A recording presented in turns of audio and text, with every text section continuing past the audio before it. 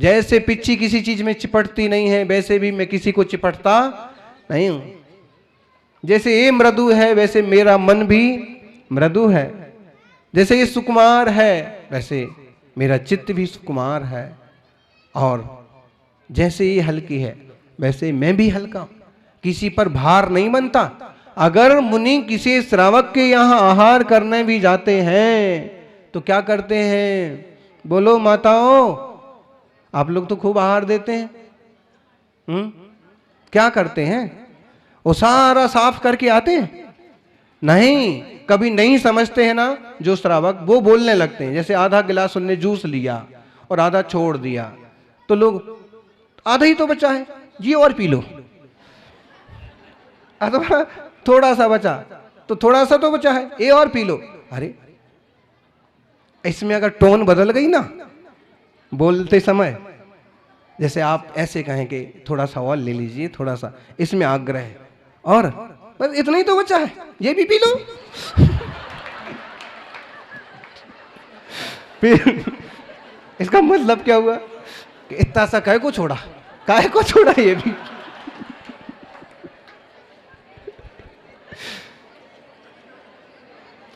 लेकिन श्रावक समझता है। जो समझते हैं अगर उन्हें छोड़ दिया तो उसका आशा ये होता है कि वो पूरी वस्तु स्वीकार नहीं करते। मान लीजिए अमुक श्रावक के यहाँ पड़गान हुआ है और उसके यहाँ चूंकि जितना भोजन बना है उसमें से अतिथि समविभाग में आधा या अपने पेट भरने जैसा लेंगे, खाएंगे और चले जाएंगे। हल्के होते हैं, भार नहीं बनते हैं कि श्रावक को समस्या खड़ी हो जाए। ये तो भाई कुछ लोगों ने ऐसा रूप बना दिया है कि ये भी होना, जी भी होना, ये होना, सब होना तो चौका। चौका का मतलब सीधा यही है, द्रव्य क्षेत्र काल की शुद्धि, भाव की शुद्धि।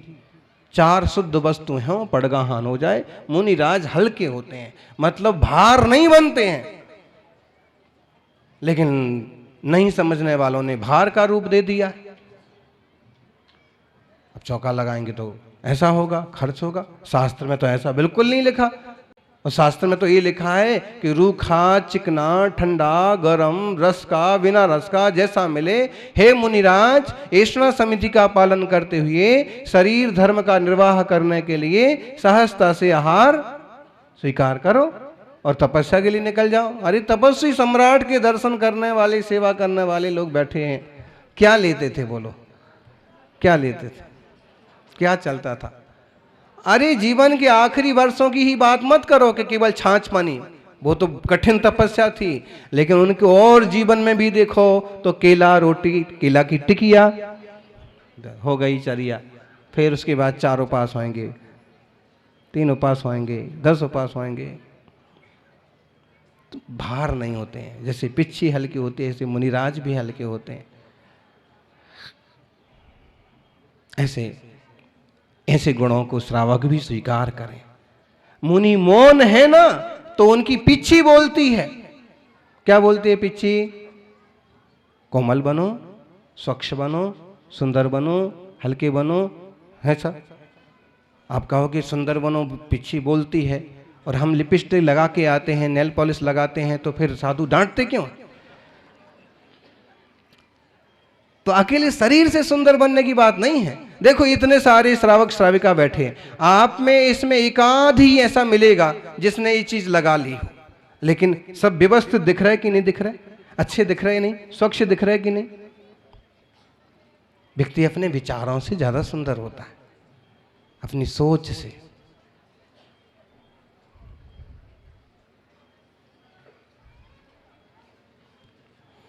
सुंदरता के लिए तो ये बैठे हमारे विश्वसेन आचार्य महाराज ना कभी कभी विनोद में कहते थे कि बोले हमारा संघपति जहाँ चला जाता है वहाँ आदमी उसकी सूरत देख के ही आधा घर खाली कर देता है। आप बैठो, बस आओ। अब तो साधु को लाओ, क्यों? स्वाभाविक। और उसके साथ वचन की मिठास हो, उसके साथ व्यवहार की निर्मलता हो,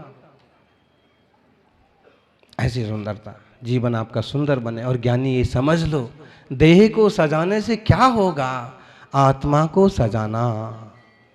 आत्मा को संवारेंगे तो निखर जाएंगे और शरीर को संवारेंगे तो बिखर जाएंगे। बिखरते ही हैं जी, हैं, बिखरते हैं। एक गांव के लोग बहुत निवेदन कर रहे थे, ये अजीत जी और कुछ लोग, कि आप वहाँ पधारो पधारो। कितने लोग चतुर्मास का, कितने लोग प्रतिष्ठा का इंतजार करते करते कितने लोग चले गए। आप जल्दी पधारो, प्रतिष्ठा कराओ। मतलब एक बात इसमें है कि जो आए हैं तो जाएंगे, बिखर जाएंगे, लेकिन एक धर्म ध्यान पूर्वक जाते हैं और दूसरे कर्म करते हुए जाते हैं। धर्म की रुचि करें। अंधेश्वर जी में बड़े बड़े आयोजन हुए। जीवन का अद्भुत लाहमा। कितनी सारी साधक एक साथ दीक्षा लेने के लिए एक लाइन में बैठे। अभी तो उसका स्टेज देख करके लोग सोचते होंगे कि इतने लंबी दीक्षा हुई थी। फिर एक दो दिन बाद आप सोचेंगे कि यहाँ इतना बड़ा मंडप बना था, इतने लोग बैठते थे। लेकिन प्रभु की कृपा से सारी चीजें, गुरु के आशीर्वाद से सारी चीजें होती चली जाती। लेकिन एक बात और देखिए, जीवन में अच्छा ही अच्छा करते रहिए, ऊंचाइयां चढ़ते रहिए। लोग टांग खींचने वाले भी कम नहीं होते। यहीं का प्रसंग ले लो, ताजा प्रसंग ले लो। मुख्यमंत्री के आने का टोटल फाइनल है, ठीक है, टोटल पक्का है। हेलीपैड बन रहा है। इतने में किसी खोटे दिमाग वाले अधिकार ने कह दिया यहाँ तो पानी बरस गया है, जमीन गीली हो गई, हेलीकॉप्टर कैसे उतरेगा।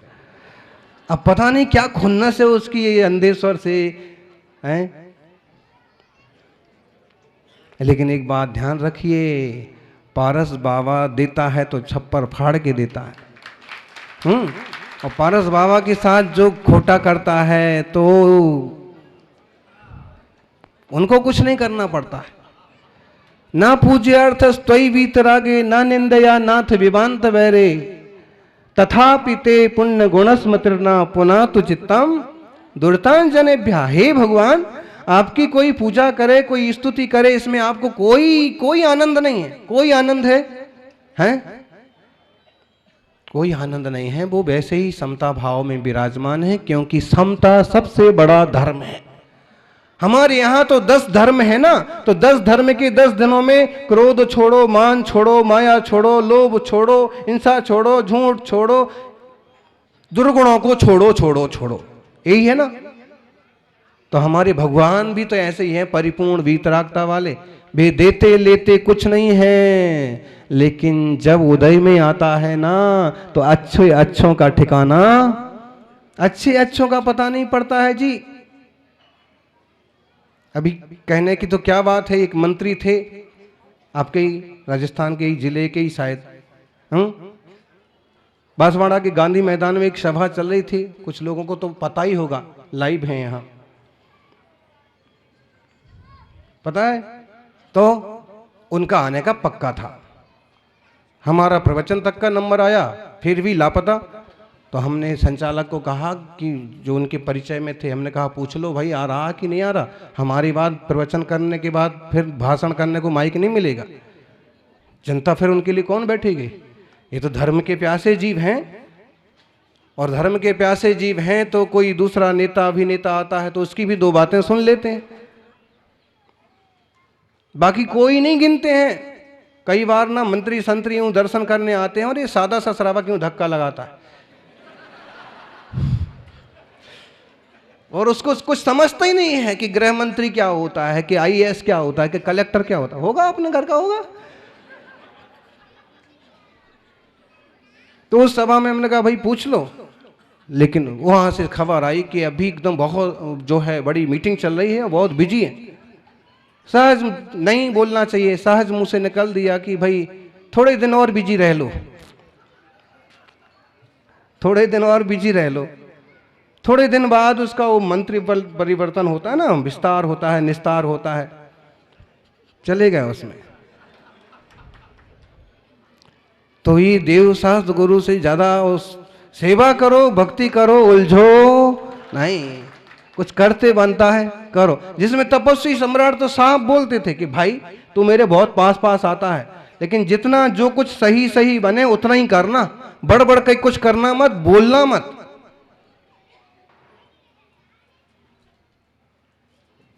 महाराष्ट्र के भी श्रावक हैं और उस समय सेवा करने वाले श्रावक भी यहां बैठे हैं, संघसार थे। एक पड़ाव ऐसा आया कि जब लोग कुछ बड़े विरोध में उतर गए कि ऐसा नहीं हो सकता है, बिहार नहीं हो सकता है, इस तरफ संघ नहीं जा सकता है,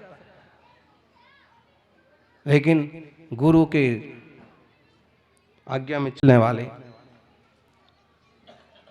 उन सभी संघ श्रावकों ने जो आप कहेंगे गुरुदेव वो होगा, और वो हुआ। तपस्वी सम्राट कुंजवन भी पहुंचे, उदगांव भी पहुंचे और अनंत वीर भगवान की बड़ी सारी प्रतिमा भी प्रतिष्ठापित हुई।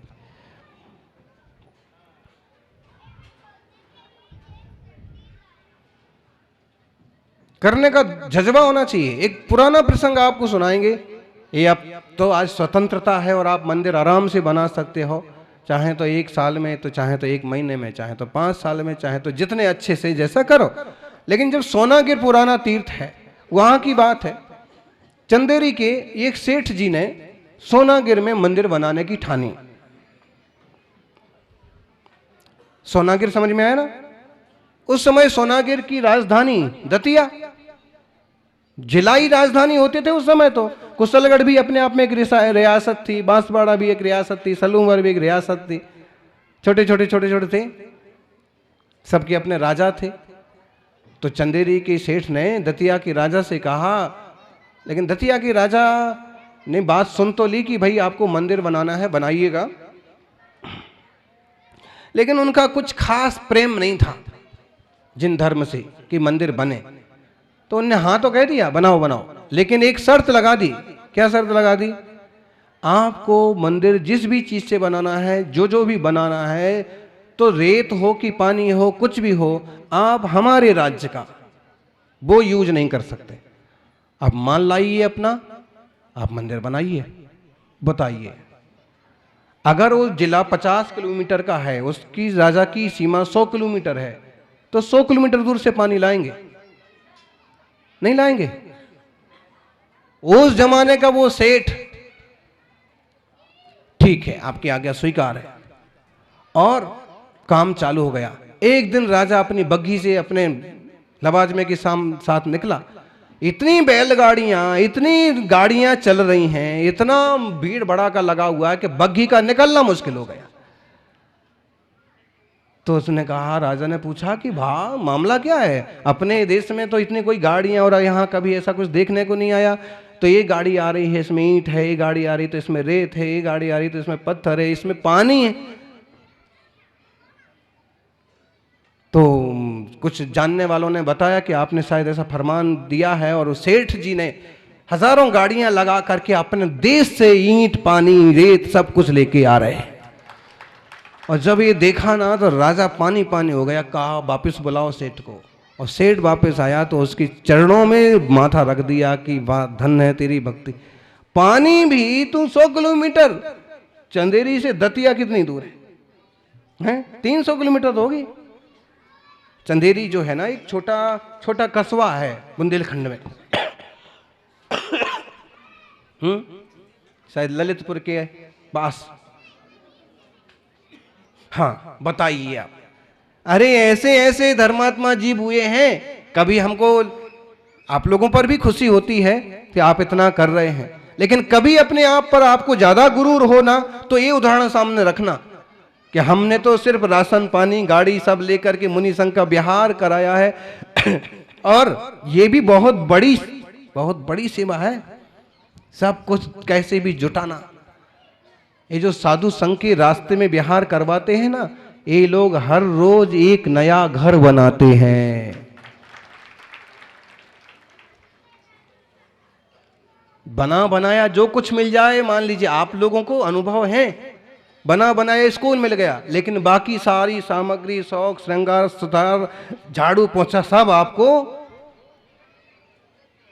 बड़ी सेवा। लेकिन कभी अपने को ऐसे लगना है कि मैं बहुत कर रहा हूं, तो ये सेठ का उदाहरण सामने रख लो कि भाई उसने उस जमाने में भी इतना जबरदस्त भक्ति का काम किया था। भगवान ऐसी शक्ति दे कि मैं भी अंधेश्वर के मंदिर का निर्माण कुशलगढ़ से पानी लेके करूं, लेकिन इसकी कोई जरूरत नहीं है। प्रभु के दरबार में कोई कमी।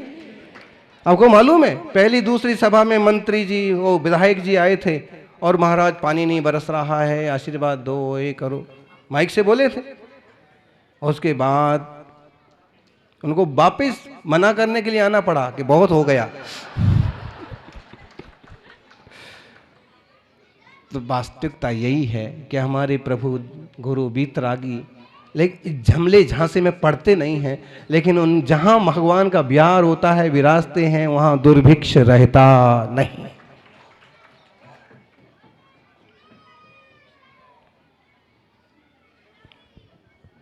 हसमुख पंडित जी हैं, वो एक प्रसंग सुनाते हैं कि आचार्य महावीर कीर्ति महाराज ने एक बार, एक सूखा पेड़ था, ठूंठ हो गया था, लोग उसका सब काट के भी ले गए थे, सिर्फ ठूंठ था। वहां उन्होंने एक दिन हाथ पांव धोए, मुंह धोया, जो जो पानी उनका देह का था सब उस ठूंठ में चला गया। थोड़े दिनों बाद उसमें से आपो आप कौंपलें निकलने लगी, शाखाएं बन गई, वो पेड़ बन गया। बोले आज भी वो पेड़ घरियाबद में है। बताइए, तो गुरुदेव जादू टोना करते नहीं हैं, उनकी तपस्या साधना में जादू होता है, होता है, करना नहीं होता है। अपन सभी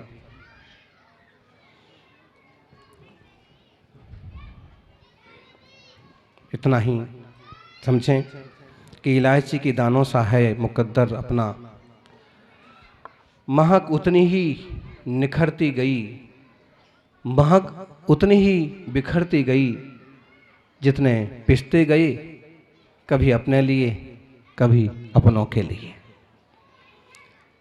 जितना पिस जाती है इलायची उतनी ज़्यादा महक बढ़ जाती है। आप भी कहीं पिस रहे हों, कभी कोई दुविधा में पड़ रहे हों, तो घबराइए मत, आपकी भी सुगंध बढ़ेगी। आपके व्रत संयम की परीक्षा हो रही है तो घबराइए मत, तब करके सोना और निखरता है। आपका जीवन मंगलमय हो। जय बोलिए। जिनने जो नियम लिए हैं अच्छे से पालन करें, पिच्छी पाएँ तो अच्छे से संभाल के रखें, और जिनके नाम पुकारे जाएं वो आते जाएं, पिच्छी लेते जाएं। जय बोलिए 24 तीर्थंकर भगवान की।